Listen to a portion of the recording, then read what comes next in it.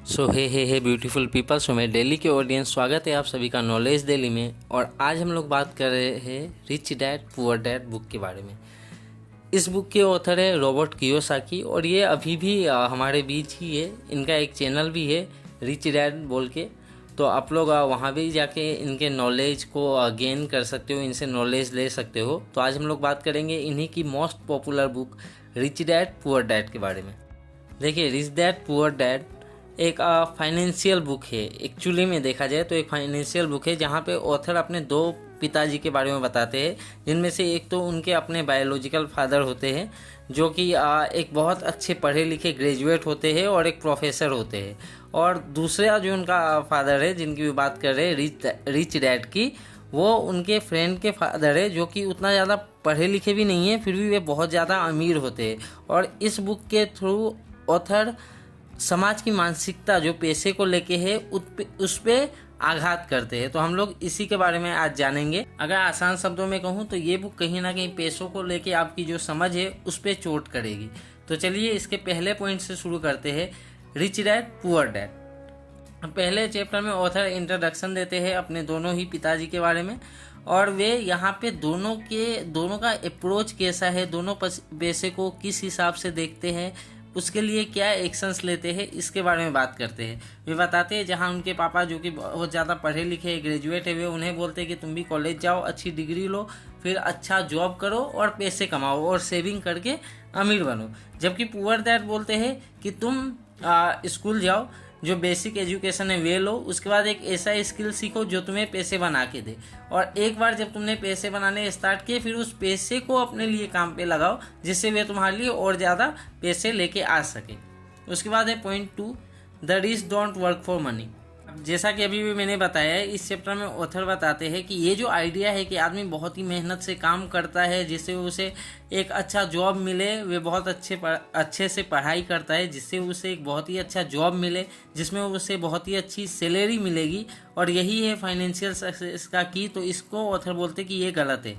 इसके बदले में जो अमीर होते हैं वे लोग वेल्थ बिल्ड करने पे ध्यान देते हैं।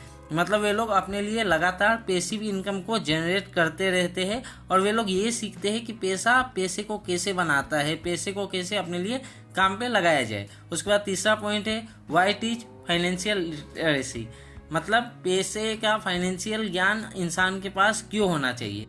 इसमें रॉबर्ट कियोसाकी बताते हैं कि फाइनेंशियल ज्ञान क्यों होना चाहिए और क्यों इसे अभी तक स्कूल में नहीं पढ़ाया जाता है। और क्योंकि पढ़ाया नहीं जाता, इसलिए अभी भी 98% लोग अपने फाइनेंशियल वे में कहीं ना कहीं सफ़र करते हुए दिखते हैं। चाहे वे बहुत बड़ा डॉक्टर ही हो, वे पूरी ज़िंदगी जब तक वे काम करेगा तब तक वे कमाएगा, लेकिन बुढ़ापे में फिर उसे अपने बच्चों पे डिपेंड होना पड़ता है। तो ये बताता है कि फाइनेंशियली हमारा माइंडसेट कितना वीक है अभी भी, और इसीलिए स्कूल्स को भी ज़रूरत है कि वे इंसानों को फाइनेंशियल नॉलेज भी दे। उसके बाद नेक्स्ट पॉइंट है माइंड योर आउन बिजनेस। अब माइंड योर आउन बिजनेस का वैसे तो मतलब निकलता है कि अपने काम से काम रखो, लेकिन यहाँ पे ये मतलब नहीं है। यहाँ पे इस चैप्टर में ऑथर हमें बेसिकली बताते हैं कि कैसे अपने लिए एक बिजनेस को खड़ा किया जा सके, कैसे अपने वैल्यूज़ के हिसाब से अपने लिए एक बिजनेस को आप ऑन करें और वे बिजनेस आपको फाइनेंशियल इंडिपेंडेंस दिला सके।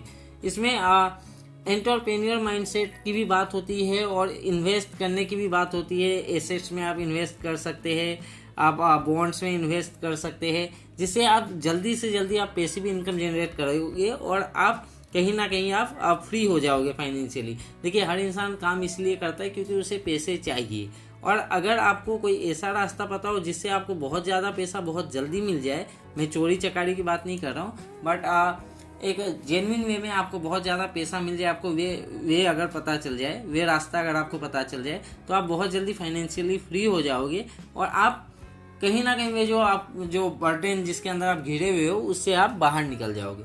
उसके बाद point number 5, the history of taxes and the power of corporation. इसमें ऑथर जनरली बात करते हैं टैक्स का जो रोल है और कॉरपोरेशन का जो रोल है, वो एक नेशन के फाइनेंस को बहुत ज़्यादा हद तक संवारता है, बहुत ज़्यादा हद तक वे बनाता है। और यही वे बताते हैं कि जो रिच पर्सन्स होते हैं उन लोगों को ये पता होता है कि ये टैक्स के जो लूप होल्स है उनका कैसे यूज करना है।